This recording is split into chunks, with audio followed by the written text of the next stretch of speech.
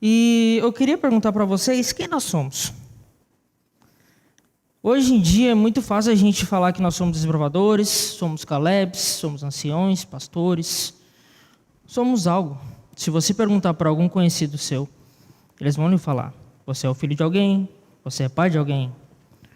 Mas dentro do ministério, dentro da Igreja Adventista do Sétimo Dia, comparado a Cristo, quem nós somos? É isso que nós vamos conversar um pouquinho. Hoje eu quero identificar com vocês, através de dois personagens bíblicos, a diferença entre um membro e um discípulo de Cristo.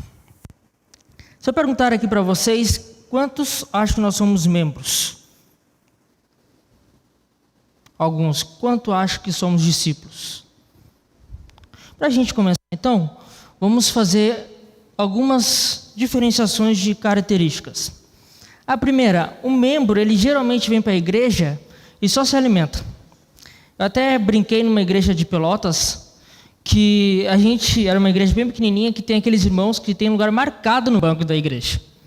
Né? Que se a igreja está lotada, mas aquele espacinho daquele banco a gente sabe que é do irmão fulano de tal. O discípulo, ele vem à igreja, se alimenta e procura levar para os outros. Segunda característica que eu quero falar com vocês: o membro sempre acorda atrasado para fazer as suas tarefas. Assim, consequentemente, não tem a prioridade de Deus na sua vida. Que é isso que um discípulo faz. Ele sempre planeja para ter, na primeira hora, a sua hora com Deus. Terceira característica: geralmente o membro, ele é aquela pessoa na igreja que está sempre acomodado. Vem na igreja, assiste os cultos e fica por isso mesmo. Muitas vezes a gente, poxa, fulano de tal continua naquele cargo, mas você já perguntou, por exemplo, se ele queria alguma ajuda? O discípulo, ele faz as coisas acontecerem na igreja. Qual que foi o primeiro cargo, digamos, o primeiro ministério que foi instituído na igreja? O ministério do diaconato. O primeiro ministério que foi instituído para estar ajudando na organização da igreja. O membro, ele esquece de devolver o dízimo. Está aqui o Abraão, que realmente muitas das pessoas que vêm na igreja não devolvem o dízimo. Isso não é só uma cultura aqui do Rio Grande do Sul, é uma cultura global. O discípulo, além de devolver o dízimo, dá uma oferta de gratidão pelas bênçãos que Deus derrama a ele. Abre sua Bíblia, capítulo 1 do livro de Jonas. Vamos conversar um pouquinho sobre esse personagem tão icônico da Bíblia. Esse sermão, na última vez que eu preguei ele numa igrejinha, eu falei que a gente pode se assustar um pouco com o que a gente vamos ver.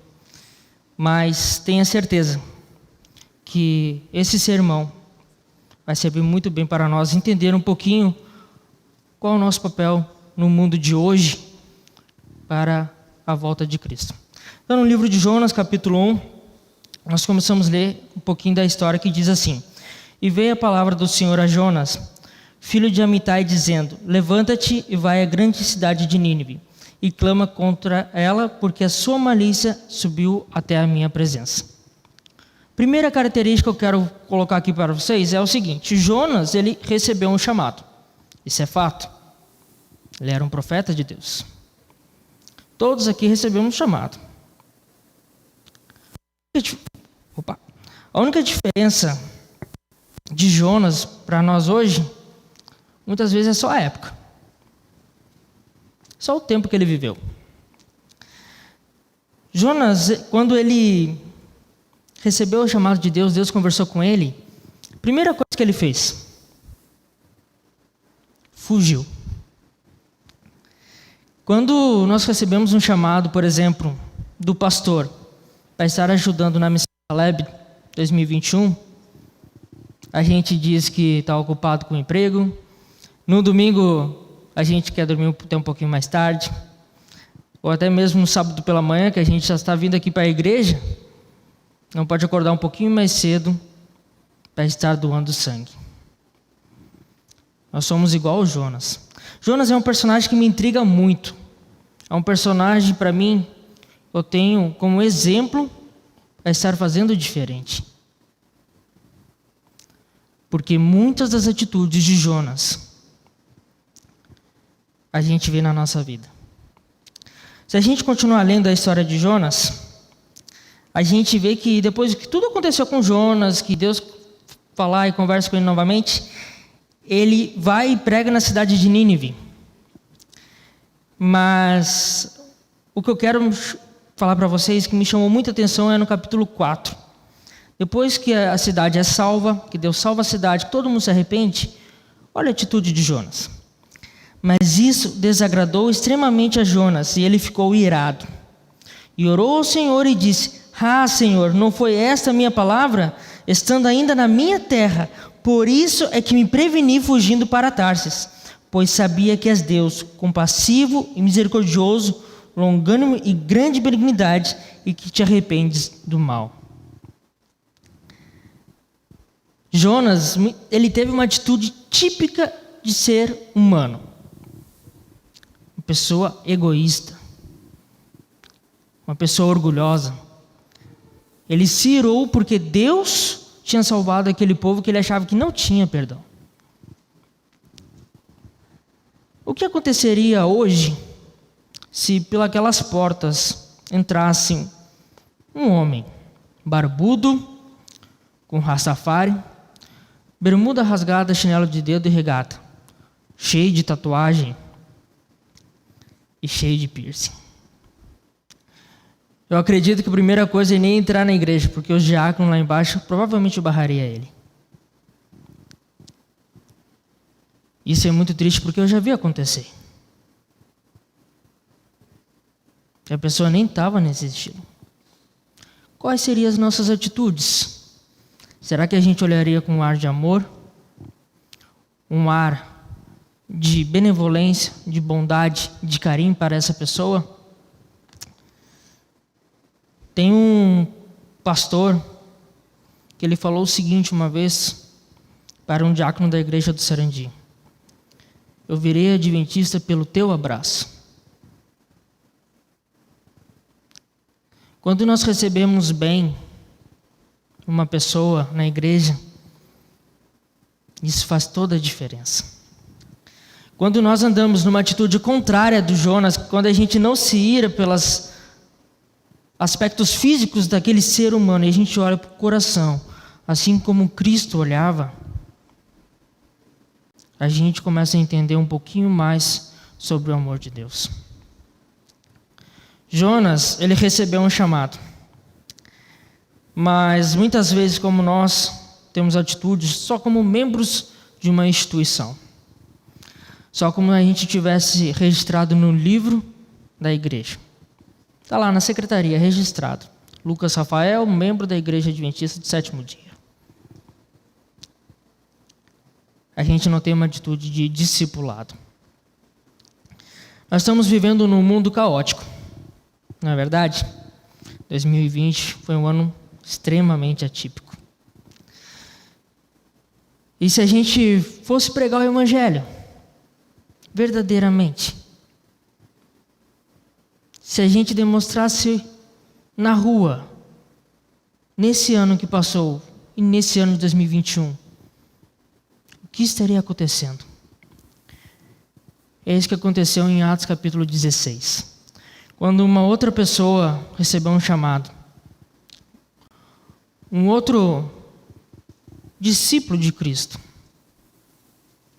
uma outra pessoa que recebeu a vontade de Cristo em pregar o Evangelho. Abrindo no livro de Atos, capítulo 16, a gente começa a ver a história de Paulo. Paulo, para mim, depois de Cristo, ele é o maior evangelista do Novo Testamento. O que ele fez e como fez é de inspirar a nossa vida hoje. Eu fico pensando, se fosse eu no lugar de Paulo, eu certamente não teria a mesma atitude que ele teve aqui. No livro de Atos, capítulo 16, verso 1, diz assim, chegou a Derbe e Listra, E eis que estava ali um certo discípulo por nome Timóteo, filho de uma judia, que em crente me dei por grego, do qual davam bom testemunho os irmãos que estavam em Listra, em Icônio. Paulo quis que esse fosse com ele, e tomando, circuncidou por causa dos judeus que estavam naqueles lugares, porque todos sabiam que seu pai era grego. Aqui conta um pouquinho sobre a história do companheiro de Paulo. Paulo, muito inteligente, sabia dos costumes da época. Ele sabia como se utilizar disso para estar pregando o evangelho. O mais importante está no verso 6, diz assim: "E passando pela Frígia e pela província de Galácia, foram impedidos pelo Espírito Santo de anunciar a palavra na Ásia. Quando chegaram a Mísia, intervam ir para Betínia, mas o Espírito não lhes permitiu." Então aqui está acontecendo o seguinte: Paulo e seu companheiro Timóteo estão indo pregar o evangelho, mas o Espírito de Deus o impede. Por que será? Muitas vezes a gente tenta pregar o evangelho da nossa maneira. Muitas vezes a gente fala de Cristo para uma pessoa que está morrendo de fome, mas de fome física. E a gente quer, desculpa a expressão, enfiar a goela abaixo a palavra de Deus, sendo que naquele momento não era isso que ela necessitava. Quando nós continuamos lendo, Paulo recebeu uma visão, onde ali ele dizia que tinha um homem na Macedônia que precisava ser convertido. Paulo, indo para a Macedônia, então, chegando lá, se encontra uma mulher chamada Lídia, onde ela e a sua família são convertidas. Paulo, ele entendeu que naquele sonho Deus estava fazendo um chamado para ele. A vida de Paulo era conduzida pelo Espírito de Deus. Como nós estamos sendo conduzindo a nossa vida hoje? A gente está conduzido como Jonas, fugindo de Deus? Ou a gente está parando para escutar a voz dele? Quando Paulo chega nessa cidade, acontecem diversos eventos. Um desses eventos é uma mulher que trabalhava como adivinhadora, na qual faziam com que as pessoas da época, os líderes da época, ganhassem dinheiro. E Paulo, sabendo disso, quando expulsou o demônio daquela mulher, os líderes ficaram irados e mandaram prender Paulo e seu companheiro. Quantos desafios Deus já colocou na nossa vida, na qual a gente fez a seguinte pergunta: por que, meu Deus? Eu fico pensando, por que que as coisas acontecem na minha vida e não acontecem na vida do fulano? Por que que as coisas estão acontecendo comigo, Senhor, que eu sou tão devoto a Ti, eu leio minha Bíblia todos os dias, estudo minha lição, devolvo meu dízimo, e o fulano, que nem te serve, prospera? Por que, Senhor? Por quê? O que nós estamos fazendo de errado? O engraçado é que Paulo, diferente de muitos, diferente de mim, quando ele foi preso, acorrentado, não nas nossas prisões, a prisão da época, que devia ser muito pior, ele dava louvores a Deus. Quando a gente olha a história de Paulo, a gente começa a imaginar: por que eu estou fazendo diferente se ele era um ser humano igual eu? Paulo tinha os espinhos da carne dele, nós temos os nossos. Por que nós estamos fazendo diferente? Muitas vezes a gente se sente sozinho, e é verdade. Eu não conheço os desafios de vocês e nem vocês os meus. Mas olhando para a história de Paulo, quando ele cumpre o propósito dele, a missão que Deus tinha dado a ele, ao converter o carcereiro da cela dele, ele está salvando uma vida. E aquele homem, ele foi um exemplo para aquela cidade. Eu fico imaginando, neste mundo, qual que é a nossa diferença que nós estamos fazendo aqui?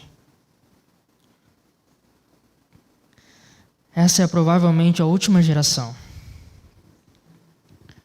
Nós estamos passando por um momento tão conturbado que eu não vejo mais salvação neste mundo. Por muitos e muitos anos. Eu tenho um sonho. O sonho da volta de Cristo. Nós estamos esperando o quê? Para estar ajudando a diminuir o tempo da volta de Cristo.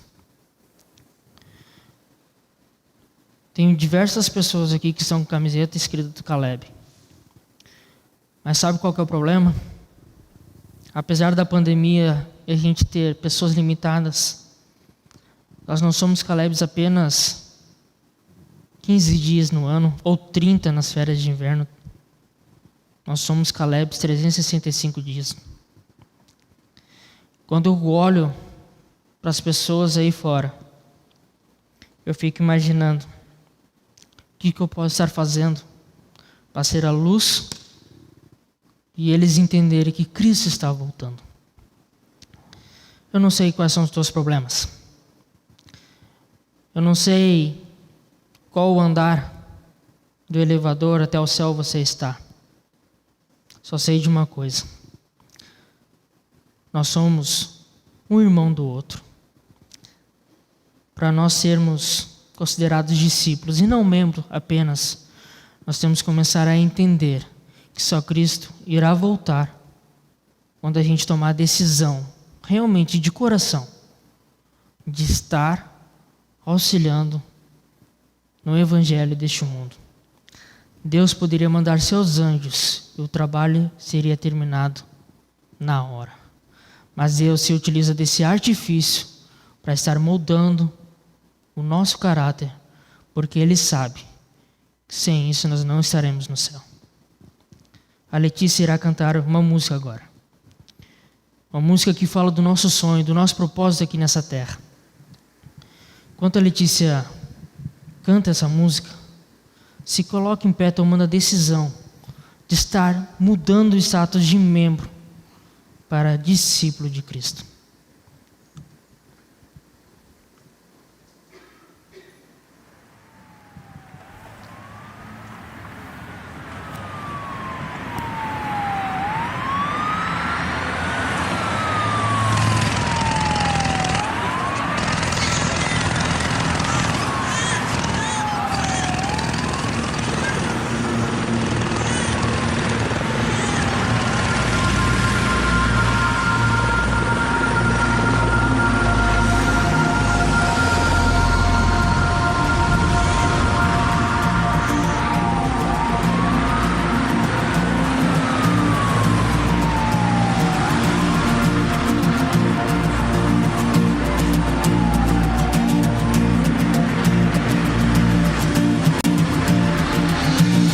Subi pela fé os passos de um Deus que perto está.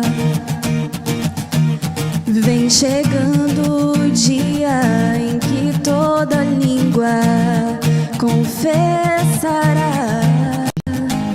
que só Cristo é verdade e salvação, o caminho que leva ao céu, o meu novo lar. Cada dia que passa me sinto mais perto desse lugar, onde a paz e a alegria ao lado de Cristo serão sem fim. Lá verei os queridos que tanto amei, jamais morte ali reinará no meu novo lar. Quando o céu enfim se abrir, numa nuvem de Salvador. Na cidade do Mestre eu quero morar, onde os dias jamais terão fim. O céu será para sempre meu lar. Muitos vivem buscando encontrar um sentido pro existir, mas desprezam a tua palavra e os sinais que estão a se cumprir. Há uma terra de paz além daqui. Todo aquele que crê no Senhor ali viverá. Quando o céu enfim se abrir, numa nuvem de glória verei meu Salvador. Na cidade do Mestre eu quero morar, onde os dias jamais terão fim. O céu será para sempre meu lar. Já posso ouvir o coro de anjos e os remidos enfim a cantar numa só voz. Cantem, santo, santo, santo é o Senhor.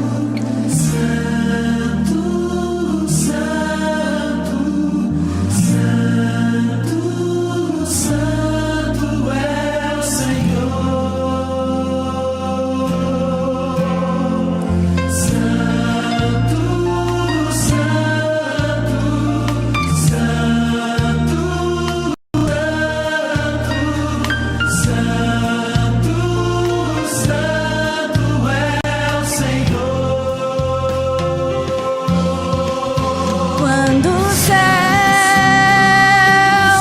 enfim se abrir,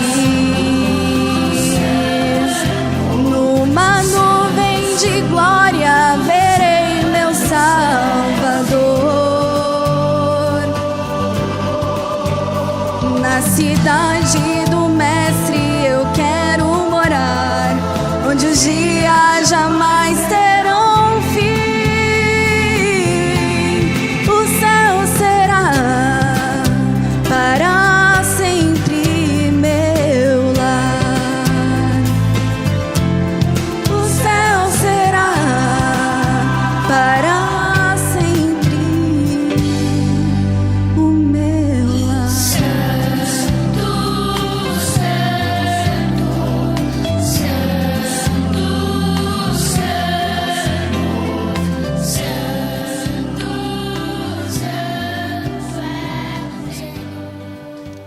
Grandioso Deus, amado Pai,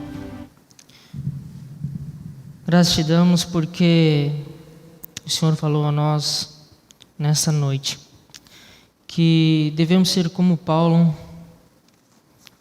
como um evangelista aqui neste mundo. Eu agradeço a Deus, agradeço a você, meu Pai, por ter falado isso a nós nessa noite.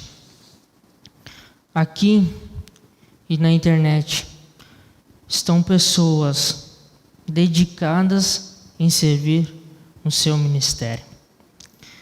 Fazer diferente que Jonas fez e fazer como tu fez quando esteve nessa terra.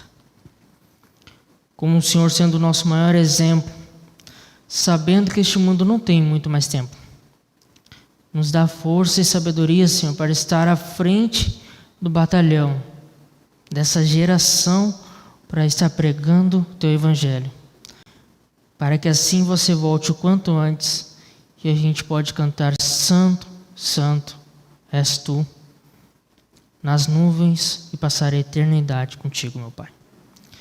É isso que te agradeço. Esteja conosco nesse restante de semana, nos acompanhe até nossas casas. É isso que eu venho te agradecer e te pedir, em nome de Cristo Jesus. Amém.